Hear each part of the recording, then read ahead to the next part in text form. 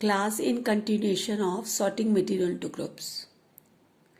What is classification? Classification is the method of groups in which we place similar things together in one group. Classification is a method of groups in which we place similar things together in one group. For example, the arrangement of books in a library. In a library, books on the same subject are kept in one place so that it will not be difficult to locate them. Arrangement of books in a library. In a library, books on the same subject are kept in one place so that it will not be difficult to locate them. Now the question rises that why there is need for classification? It makes everything easier or orderly for better understanding. It makes everything easier and orderly for better understanding. Things are grouped together for convenience and study their properties. Grouping material saves our time, energy and makes our work easier. We can also say that it also gives systematic knowledge of different things. It makes everything easier, orderly for better understanding. Things are grouped together for convenience and to study their properties.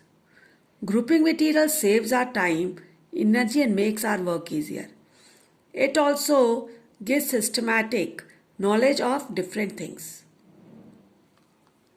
Now, material can be classified based on several properties, which are as follows: appearance, transparency, hardness, soluble and insoluble, float and sink.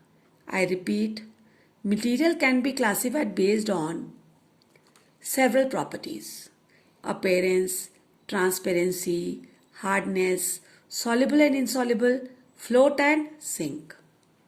Now, classification based on appearance.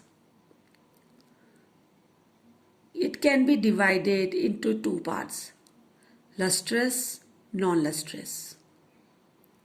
Means whether the object is shiny or dull. Appearance is divided in two parts: lustrous, non-lustrous.